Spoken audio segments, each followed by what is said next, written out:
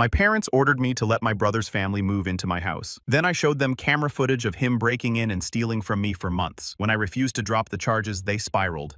I should have known something was wrong when Dad texted, "Family dinner tonight 6 p.m. Don't be late." Dad doesn't text. He calls preferably during work hours when he knows I can't answer, then leaves voicemails that sound like hostage negotiations. But a text with punctuation that was new. "I'm Jordan, 30 years old and architect. I design buildings for people who appreciate clean lines and functional spaces. I own a 3-bedroom house in a decent neighborhood, paid for it myself. Nobody co-signed. Nobody helped with the down payment. Just me, my salary, and 5 years of eating ramen while my friends went to Coachella. The house is my sanctuary, my achievement, my proof that being the family afterthought can actually work in your favor if you channel the neglect into productivity and spite." So when I walked into Maroni, the Italian place where family announcements happen, I knew I was walking into something. Mom was already crying. That's how I knew it was bad. Dad had his "I've made a decision" face. The one he uses when he's about to declare something non-negotiable that absolutely should be negotiated. My brother Kevin was there with his wife Amanda and their 2 kids. Kevin looked uncomfortable. Amanda looked confused. The kids looked like they wanted to be literally anywhere else. Relatable, honestly. "Jordan, you're here." Mom dabbed her eyes with a napkin that had seen better days. "Got the text." "What's the emergency?" I sat down across from Kevin. He wouldn't make eye contact. "Interesting." "No emergency," Dad said in a tone that meant definitely an emergency. "Just family business, family business, family." The phrase that preceded every terrible decision my family had ever made, including but not limited to lending Kevin $5,000 for a business opportunity that turned out to be a timeshare presentation, buying a boat none of us wanted, and that one Thanksgiving we all got food poisoning because Mom insisted on deep frying a turkey in the garage. "Okay, what family business?" Dad folded his hands. "Power pose, attorney pose. The I'm about to tell you something you won't like, and I'm framing it as good news pose. Kevin and Amanda are going through a rough patch financially." I waited. They're being evicted from their apartment. I looked at Kevin. He was studying his bread plate like it held the secrets of the universe. "Sorry to hear that," I said. "Meant it, actually. Eviction sucks." So Dad continued, "Your mother and I have been discussing solutions." Red flag? When parents discuss solutions, it means they've already decided and you're about to become part of the plan without your consent. "And we've decided," Dad said, smiling like he just solved world hunger, "that Kevin's family will move in with you." I blinked. Looked at Mom. She was nodding enthusiastically. Looked at Kevin. He was still avoiding eye contact. Looked at Amanda. She looked mortified. Looked back at Dad. "I'm sorry. What?" "Your house. 3 bedrooms. You're single. They need space." "It's perfect." "Perfect, right? Like pineapple on pizza. Or my college roommate's garage band." "That's not happening," I said calmly. "Jordan, be reasonable." "I am being reasonable. I'm reasonably saying no to 4 people I didn't invite moving into my house. It's temporary." Mom jumped in. "Just until they get back on their feet." "How temporary?" Silence. "Mom, how temporary?" "Well, that depends on Kevin's job situation. He doesn't have a job." I turned to Kevin. "Dude, what happened?" Kevin finally looked up. "Got laid off 3 months ago." 3 months and you're just now telling everyone." "We thought he'd find something quickly," Amanda said quietly, "but the market's tough." "So let me get this straight," I said, doing mental math that was rapidly approaching migraine territory. "Kevin's been unemployed for 3 months. You're being evicted, and the solution is for all 4 of you to move into my house for an undefined period of time. You have the space." Dad's voice had that edge, the one that meant disagreement wasn't welcome. "I have the space because I bought a 3-bedroom house for me. Solo singular 1 human. Family helps family Jordan." There it was. The phrase, the magical incantation that made any request non-negotiable. Family helps family. Dad's favorite saying usually deployed right before asking me to help Kevin with something. Funny how family only float in one direction like a one-way street or a toilet. "I'm not doing this." I said it's already decided. Dad said not asking. Not telling. "By who? By us. Your mother and I. We've already told Kevin they can move in this weekend." I felt my eye twitch. The left one. It does that when I'm about to lose my mind, but I'm in public, so I have to keep it together. "You told them they could move into my house this weekend without asking me." We're asking now. No, you're informing me. There's a difference. Mom leaned forward. Jordan, sweetheart, I know it's a lot, but they're desperate. The kids need stability. You're their uncle. Don't you want to help? I looked at the kids 7 and 9 playing on iPads, oblivious to the fact their housing situation was being negotiated over breadsticks. I'm not a monster. I felt bad for them. But I also felt bad for me for working my butt off to buy a house, so I'd never have to live with anyone I didn't choose. I want to help, I said carefully, by not enabling the same pattern we've been enabling for 10 years. Kevin's head snapped up. What pattern? The one where you make bad decisions, run out of money, and mom and dad bail you out. That's not fair. You're 34 years old. You've been between jobs 5 times in the last 6 years. You've borrowed money from mom and dad 7 times that I know of. Probably more that I don't. Jordan, that's enough. Dad's voice went sharp. Because I've been watching this cycle my entire adult life and nobody seems to think it's a problem? Kevin's going through a hard time. Kevin's always going through a hard time. And the solution is always someone else's money, someone else's space, someone else's problem. Amanda looked like she wanted to disappear into the floor. The kids had stopped playing and were watching now. Great. Family trauma in real time. I understand you're upset, Mom said in her kindergarten teacher voice. But this is what families do. They support each other. You're right, I said, standing up. Mom's face lit up.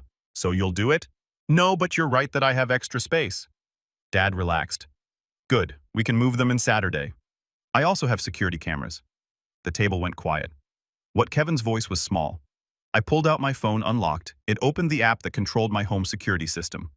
Top-of-the-line cameras, motion sensors, cloud storage, 4K resolution. Cost me $1,200 but worth every penny. Jordan, what are you doing? Mom's voice had gone uncertain. Showing you something interesting. I scrolled through the footage archive, found what I was looking for. Want to see what they caught last month, Jordan? Kevin stood up. Don't. What? I looked at him. Really looked.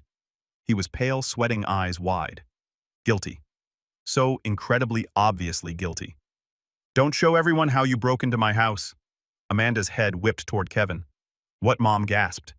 Dad froze. The kids were definitely paying attention now. I turned my phone around, hit play. The footage was crystal clear.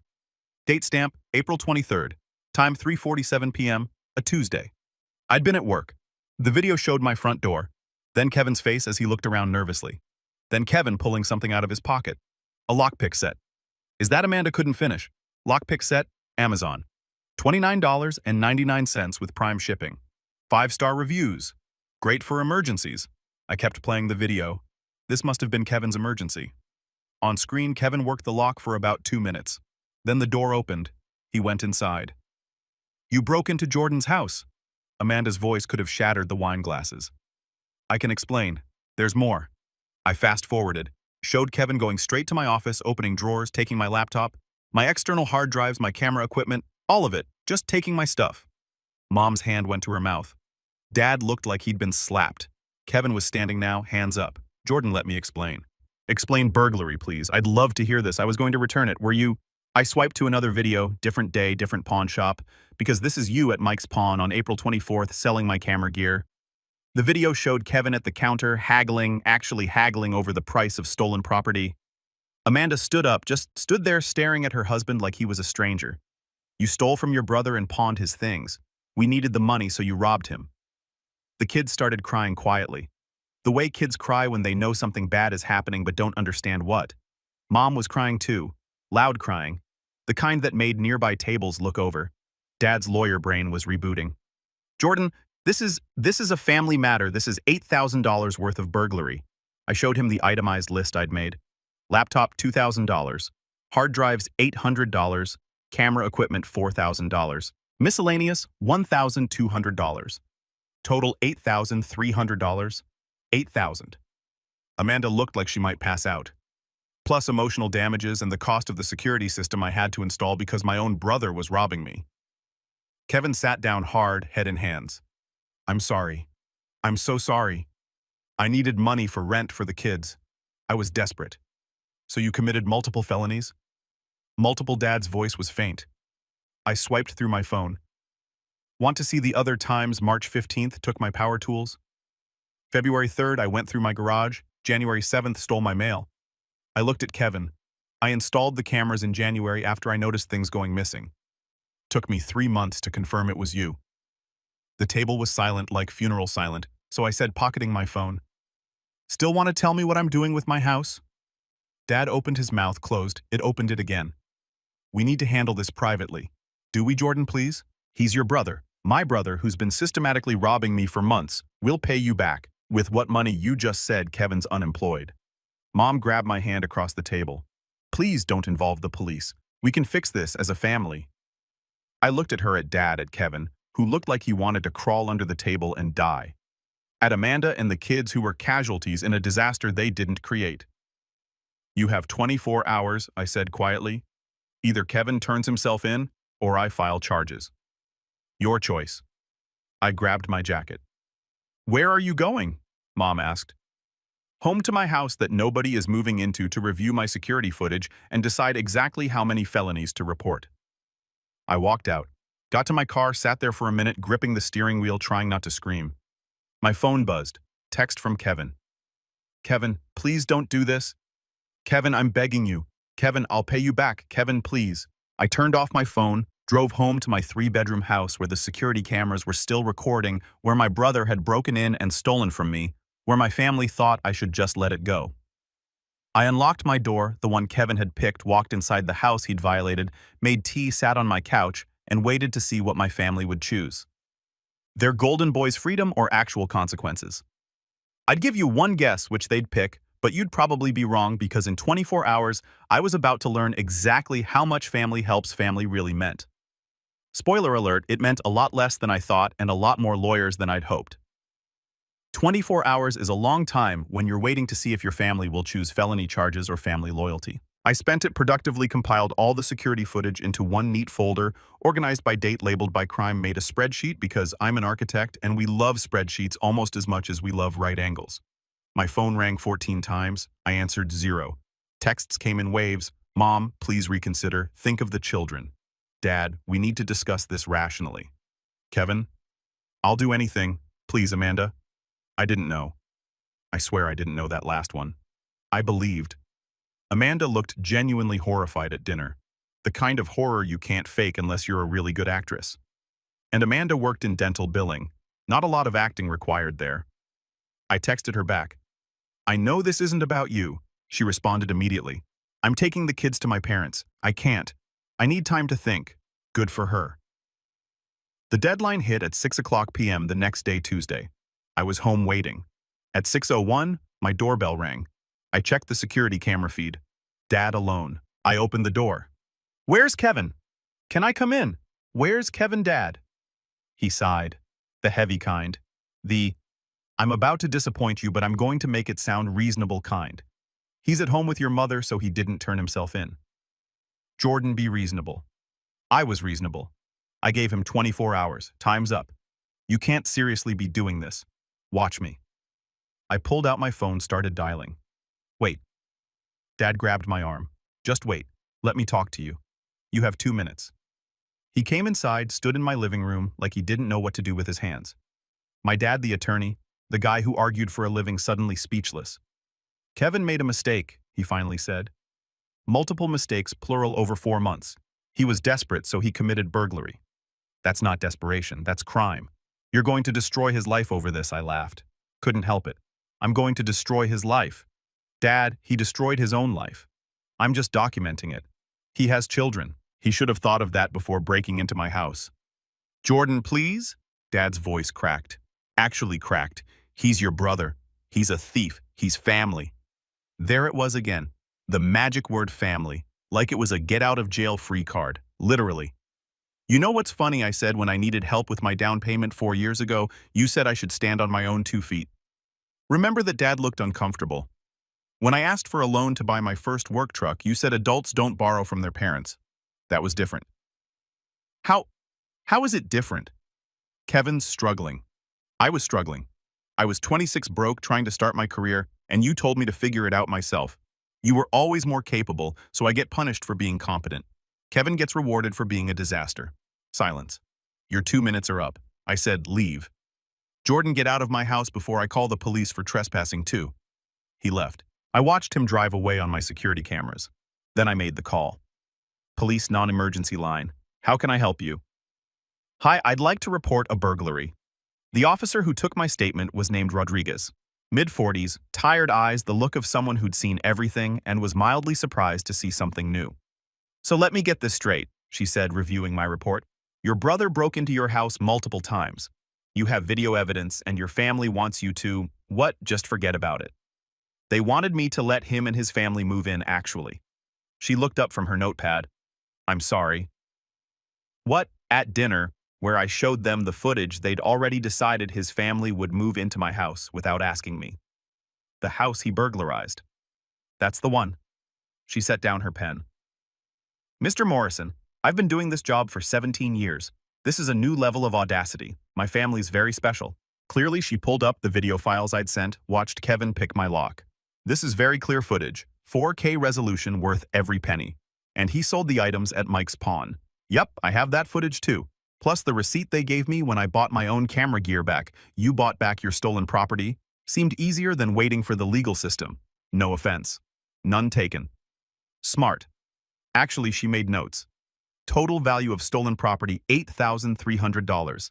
Itemized list is in the file. This is very organized. I'm an architect. We're organized or we're unemployed. She almost smiled. Mr. Morrison, I have to ask. Are you sure you want to press charges? This is your brother. It's going to get ugly. Officer Rodriguez. It's already ugly. I'm just making it official. Fair enough. She closed her notepad. We'll investigate. Given the video evidence, this should move pretty quickly. Expect an arrest within the week. Thank you. One more thing. Does your brother know you filed this report? Not yet. You might want to let your family know before we show up. I'll think about it. I didn't think about it. 3 days later, they showed up anyway. I was at work when Kevin texted me a photo. Him. In handcuffs at our parents' house. Kevin, happy now, I showed my assistant. My brother just got arrested for robbing me and he's asking if I'm happy about it. She looked at the photo. Are you... I'm something. Not sure happy is the word. Satisfied. Getting warmer. Kevin was charged with burglary theft and receiving stolen property. Bail was set at $15,000. Mom called me crying. They arrested him at our house in front of the neighbors. He committed crimes at my house in front of my security cameras. How could you do this to us? I didn't do anything to you. I reported a crime. The police did the rest. He's your brother. He's a felon allegedly until the trial. She hung up on me. Dad called an hour later. Lawyer voice, professional, cold. We're posting bail. He'll be out by tonight. Good for you. The family is very disappointed in you. Which family? The one that forgot my birthday 3 years running, or the one that wanted me to house my burglar? You're being vindictive. I'm being consistent. I said I'd report it if he didn't turn himself in. He didn't. I did. Everyone got what they chose. This will destroy his chances of employment. He didn't have employment. He's been unemployed for 3 months. Remember? That's why he was robbing me. You know what I mean? I do, and I don't care. Actions have consequences even for Kevin. When did you become so cold? Around the time my brother broke into my house and my parents told me to get over it. I hung up. My phone immediately rang again. Different number. I answered. Jordan, it's Amanda. Hey, you okay? No, but that's not why I'm calling. She sounded exhausted. I wanted to apologize for Kevin for everything. You didn't know, I should have known. The signs were there. I didn't want to see them. That's not your fault. I'm filing for divorce. I wasn't surprised. I'm sorry. Don't be. You did me a favor. The kids and I are staying with my parents. I talked to a lawyer. Given Kevin's arrest, I should get full custody easily. Good. The kids don't need to be around this. They ask about you. They like you. I like them too. Can they still see you? I know that's weird to ask, but you're their uncle, and you're honestly the most stable adult in this whole mess. Yeah, of course. Bring them by sometime. I'll teach them about security systems. She laughed, tired laugh. Maybe save that for when they're older. Fair. We hung up. That night, I got an email from the prosecutor's office. Kevin had taken a plea deal. Guilty plea in exchange for probation instead of jail time. 18 months probation, 500 hours community service, full restitution of $8,300 plus court costs, fees, probation fees. Total about $12,000. On top of the bail money my parents had posted on top of whatever Amanda's divorce would cost Kevin, had sold my camera gear for $800, and it was about to cost him everything. I forwarded the email to my parents. No message, just the facts. Mom called immediately. Are you satisfied now I'm not satisfied or unsatisfied? I'm just informed. He has a record now, a criminal record. He committed crimes. That's how records work. You've ruined his life. No, Mom. He ruined his life. I just refuse to be collateral damage. Family forgives. Family also doesn't commit burglary. But here we are. I don't even know who you are anymore. I'm the son whose house got broken into. The one you told to give his burglar-free housing. The one you're mad at instead of the actual criminal. I'm exactly who I've always been. You're just finally paying attention. She was crying. Full sobs. We're done! Do you hear me? We're done! Okay. Don't call us. Don't visit. You're not welcome here anymore. Noted. I mean it, Jordan. I know you do. Goodbye, Mom. I hung up. Sat there for a minute. Waited to feel something. Sadness, regret, guilt. Nothing came. Just relief. Relief that I didn't have to pretend anymore. Didn't have to show up to dinners where I was invisible. Didn't have to help Kevin out of disasters he created. Didn't have to hear about family from people who only used the word when they needed something. I was done, and it felt good. My phone buzzed. Text from Sarah, my cousin, the only family member with functioning brain cells. Sarah heard about Kevin. Holy hell. Me. Yeah. Sarah, you okay? Me. Surprisingly? Yes. Sarah. Your mom's telling everyone you're a monster. Me. Cool. What's everyone saying, Sarah? Half agrees with her. Half think you're a legend. Me. I'll take those odds. Sarah. For what it's worth. Team legend here. Me. Thanks, Sarah. Sarah. Thank you.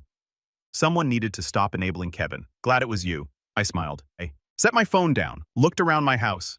My 3-bedroom security camera protected burglar-free house. Mine. The doorbell rang. The security camera showed a delivery driver. Package. I opened the door. Signed, took the box. Inside the new camera, I'd ordered to replace the one Kevin stole. Better model, higher resolution facial recognition. I installed it that night, pointed it at my front door at the lock Kevin had picked at the threshold he'd crossed, and I smiled. Because if there's one thing I learned from this whole disaster documentation is everything and family is optional. But security cameras, those are forever. The family split happened fast. By split, I mean half of them stopped talking to me entirely, and the other half sent passive-aggressive Facebook messages about forgiveness and moving forward. Aunt Carol posted a Bible verse about forgiveness on my timeline. I deleted it. She posted another one. I blocked her. Uncle Mike sent a long text about how family is forever. I replied, so is burglary on your permanent record. He stopped texting. My cousin David called me a snitch in the family group chat. I left the group chat. Best decision I'd made in years, honestly. Sarah created a new group chat. Just us.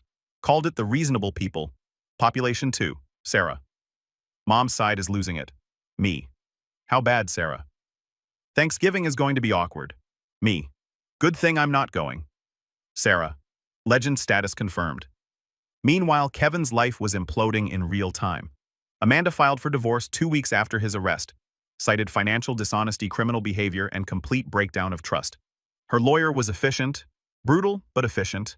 Custody hearing was scheduled. Kevin's lawyer advised him to accept Amanda's terms. She gets primary custody. He gets supervised visitation every other weekend. Kevin apparently didn't take it well. I know because Sarah sent me screenshots of his Facebook posts. They were something. Kevin, when your own family turns on you, you learn who really loves you. Sarah, is he talking about you or Amanda? Me, yes. Kevin. Some people value money over relationships. Sad. Me. I valued my laptop over his criminal career. Call me crazy. The post got worse, more dramatic, more vague, posting about betrayal and fake family. Then they stopped. Sarah texted. He deleted his Facebook. Me, good. He was embarrassing himself. Sarah. No, like deleted. Deleted.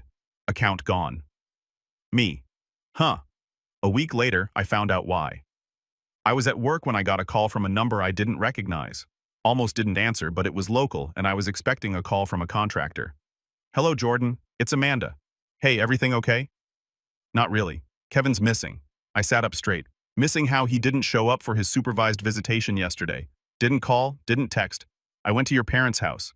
He's not there. Your mom hasn't seen him in 3 days. Did you call the police? I filed a missing persons report this morning. But Jordan, I'm worried he did something stupid. Like what? I don't know. He was really depressed after the custody hearing, talking about how he'd lost everything, how everyone hated him. Guilt tried to creep in. I pushed it back. That's not on you, Amanda, or me. I know. Can you check your security cameras? See if he's been by your place? Yeah, give me a second. I pulled up the app, scrolled through the last week of footage. Nothing. He hasn't been here. Okay, thanks for checking. She paused. Jordan, if he contacts you, I'll let you know immediately. Thank you. Kevin turned up 2 days later, not missing, just hiding. He'd driven to a motel 3 towns over, spent his bail money on a room, and apparently a lot of whiskey based on the empties the police found when they did a wellness check. He wasn't hurt, just drunk and feeling sorry for himself. Mom called to tell me, "Are you happy now? Your brother tried to kill himself? He got drunk at a motel. That's not a suicide attempt. That's a Tuesday for some people. He was devastated. He was avoiding his responsibilities. There's a difference. You did this to him. No, Mom, he did this to himself. I just refused to enable it. We're going to lose him. You already lost him years ago when you kept bailing him out instead of letting him face consequences. This?" I gestured at nothing because she couldn't see me. "This is just the bill coming due." She hung up. 3 weeks after Kevin's motel incident, Dad called. I almost didn't answer, but curiosity won. "What? We need to talk in person. Why not over the phone? Can you come to the house?" "The house? I'm banned from silence. Your mother was upset. She didn't mean she meant it. And I'm fine with it." "What do you want, Dad?" Heavy sigh. "We have a financial situation. You have lots of situations. Be specific." "We're in debt, serious debt, and we need your help." I laughed. "Couldn't help it. You need my help. The son you disowned 3 weeks ago. We didn't disown. Mom literally said, 'I'm not welcome.' That's pretty close. Jordan, please. This is serious." "How serious?" "Come to the house. We'll explain everything." Against my better judgment, I went. The house looked the same. Suburban, well-maintained. The picture of middle-class stability lies, apparently. Mom answered the door, eyes red. She'd been crying. Shocking. "Jordan, thank you for coming. Dad said it was important." She led me to the kitchen. Dad was at the table. Papers spread everywhere. Financial statements, bank records, loan documents. I sat down. "Talk." Dad slid a paper toward me. "We took out a loan 2 years ago, $40,000. I looked at the document. Home equity line of credit, 8% interest. Payments, $650 monthly for what Kevin's debts. Of course, he had gambling debts, $20,000. We paid them off. Then he needed help with his business." "What business?" "The one that didn't work out. We gave him another $20 for startup costs. Let me guess, there was no business." Dad's face confirmed it. "So you loaned Kevin $40,000 for fake business and real gambling debts, and now you can't pay it back. We've been making payments, but with the bail money, we had to pull from savings." "How much was bail?" $15,000. I did the math. "So you're $55,000 in debt because of Kevin. We're behind on the loan payments. 3 months. The bank is threatening foreclosure." I stared at them. My parents who'd chosen Kevin's disasters over their own financial security. "And you want me to bail you out? We're not asking for a handout. What are you asking for?" Mom jumped in. "A loan just enough to catch up on payments. We'll pay you back with what money. You're both retired. You have fixed income. How exactly are you paying back a loan while also paying back the bank silence? You're not asking for a loan, you're asking for a gift. You want me to give you money you'll never repay." "We're family." Mom's voice cracked. "Right. Family. The thing you said I wasn't part of 3 weeks ago. I was upset. You were honest. And now you need money. So suddenly I'm family again. Convenient." Dad tried his lawyer voice. "Jordan, be reasonable. This is our home. We could lose it. You could have not taken out a loan for Kevin. He was desperate. He's always desperate. That's the point. He creates disasters and you pay for them every single time. And now you're about to lose your house because you can't stop. What do you want us to do?" Mom was crying full force now. "I want you to let him fail.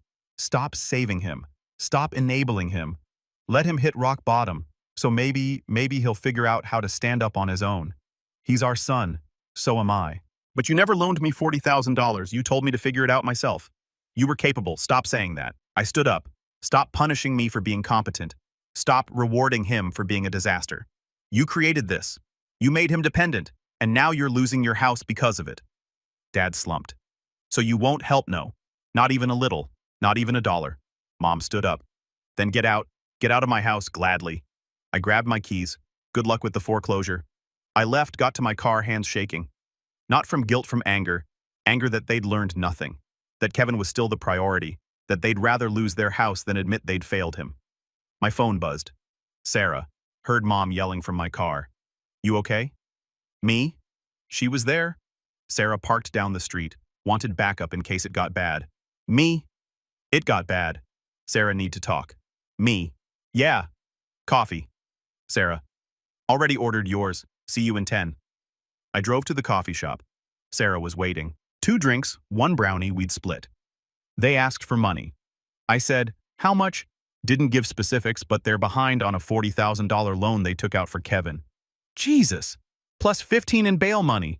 They're about to lose the house and they wanted you to save them. Yup. What did you say? No. Sarah raised her coffee to boundaries. To boundaries. We clinked cups. You know they're going to make you the villain, right? She said. They already have. It's going to get worse. Let it, and it did. The family gossip chain lit up. I wasn't in it, but Sarah kept me posted. Mom told everyone I refused to help them keep their house. Painted me as cruel, heartless, vindictive. She left out the part about the $40,000 they'd given Kevin. Half the family believed her version, said I was cold, said family should help family. The other half asked questions, did the math, realized what had really happened. The family split deeper. Sarah's mom. My aunt called my mom out publicly at some church event. Apparently it got loud. Sarah sent me a play-by-play. Sarah. Mom just asked your mom why she expected you to pay for Kevin's gambling debts. Me. Oh no. Sarah. Your mom said that's not what happened. Me. Oh yes. Sarah. Mom pulled out her phone and showed people the math. Me. Your mom is my hero. Sarah. Standing ovation from the reasonable people. 2 months after my parents asked for money, they sold the house. Downsized to a 2-bedroom apartment, paid off the loan barely. Kevin moved in with them because of course he did. 3 adults in a 2-bedroom apartment, Kevin on the couch. Parents stressed everyone miserable. I heard about it through Sarah. It's a disaster. She reported Kevin's not working, just playing video games. Your parents are supporting him financially again. Shocking. The kids haven't seen him in weeks. He missed 2 supervised visits. Amanda must be thrilled. She's filing for full custody. No visitation. Good. I felt nothing about any of it. No satisfaction, no guilt, no vindication, just nothing. They'd made their choices. I'd made mine, and I was sleeping fine in my 3-bedroom house with my security cameras and my boundaries exactly where I belonged. 6 months later, I was living my best life.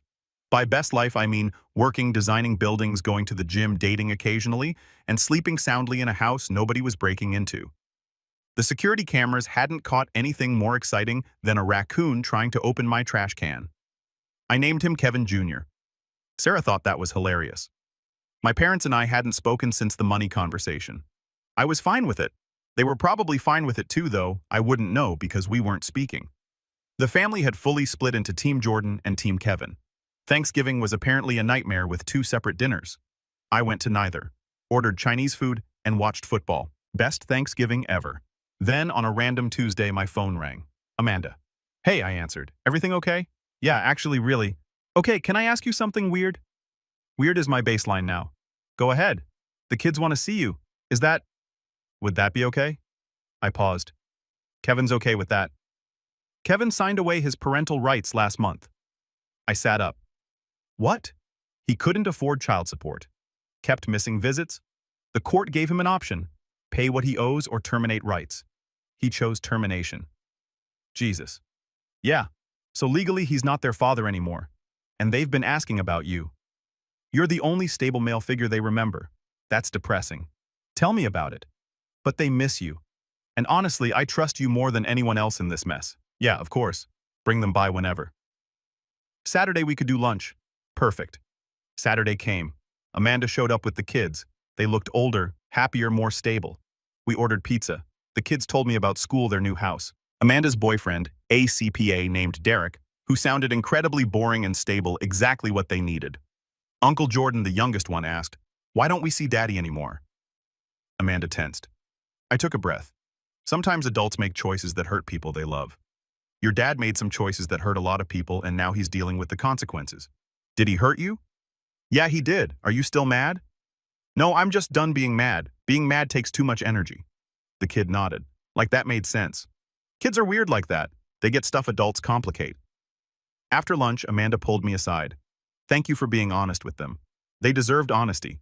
They've had enough lies. Your parents ask about you through my mom. What do they say?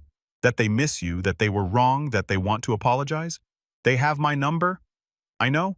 I think they're ashamed. Good. Shame is educational. She smiled sadly. You're doing okay, aren't you? Yeah, I really am. I'm glad. You deserve it. After they left, I sat on my porch. Sun setting, quiet neighborhood, my house, my space, my peace. My phone buzzed. Email notification, subject from Dad. I almost deleted it. But curiosity won. Jordan, I'm not asking for forgiveness. I know we're past that.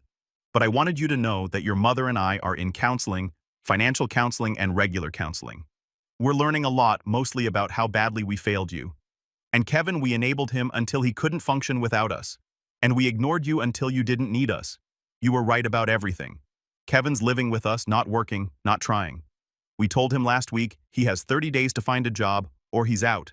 It's the hardest thing we've ever done. The counselor says we're finally setting boundaries. Apparently you've been doing that for years. Smart kid. I don't expect a response. Just wanted you to know we're trying. Finally, Dad. I read it twice. Felt something. Not forgiveness, not reconciliation, just acknowledgement that they were finally seeing reality. I didn't respond. A month later, Sarah texted, Kevin moved out, got a studio apartment and a job at Home Depot. Me, good for him. Sarah, you're not going to gloat. Me, why I'm not invested in his failure or his success anymore. Sarah, character growth. I'm impressed. Me, I'm tired. There's a difference. 2 months after that, I ran into Mom at the grocery store. We both froze, stared at each other across the produce section like Western gunfighters. She looked older, tired, smaller somehow. Jordan, Mom. Silence. You look good, she said. Thanks. You too. Lie, but polite. Lie. How's the house? Good. Secure. No break-ins lately. She flinched. I deserve that. Yeah. Can we talk? Not now, but sometime. I thought about it. Really thought about it. Maybe eventually, but not yet. She nodded. That's fair. Mom? Yeah. Is Kevin really working? He is. Home Depot full-time. He hates it, but he's showing up. Good. He asks about you sometimes. Tell him I'm fine. And tell him if he ever comes near my house again. The cameras are still recording. She almost smiled. I will. We parted ways, went to our respective checkouts, separate lives. That night, I updated my security system. Not because I needed to, just because I could. Added 2 more cameras, better night vision facial recognition software that would alert me if Kevin or anyone from my family came within 50 feet of my property. Overkill. Maybe. Satisfying. Absolutely. Sarah came over for dinner, brought wine. We sat on my porch. Your mom told my mom she saw you. Yeah. Produce section ambush. How was it? Weird. Civil brief. You going to reconcile eventually, maybe on my terms, with boundaries so thick you could build a house with them. Speaking of houses, she gestured around. You ever think about selling, getting something bigger? Nope. This place is perfect. 3 bedrooms for 1 person, 1 bedroom for me, 1 for an office, 1 for guests who respect boundaries and don't commit felonies. She laughed. So just me, pretty much. We clinked glasses. To surviving family, she said. To choosing family, I corrected. Even better. A year after the dinner that started it all, I got a card in the mail. From Kevin. I almost threw it away, but I opened it. Inside, a simple note. I'm sorry for everything. I don't expect forgiveness. I don't deserve it. But I wanted you to know I'm trying to be better. 1 day at a time. The kids are happy. Amanda's happy. That's what matters. I hope you're happy too. You deserve it more than anyone. Kevin. I read it once, put it in a drawer, didn't respond. Because here's what I'd learned over the past year. Apologies are nice. Change is better. And I didn't owe anyone access to my peace just because they finally figured out they were wrong. My house stood quiet, secure, protected. The cameras recorded nothing but normal life. Neighbors, walking dogs, mail carriers, the occasional delivery, no break-ins, no drama, no family demanding things I didn't want to give. Just me, my space, my boundaries. And every night, I'd check the security footage before bed. Not because I was paranoid, but because documentation had saved me once, and I'd learned the best defense against people who don't respect your boundaries is proof that they crossed them. So the cameras stayed, the boundaries stayed, and I stayed exactly where I'd built myself to be safe, secure, unbothered in a 3-bedroom house that was finally completely mine. No sharing required.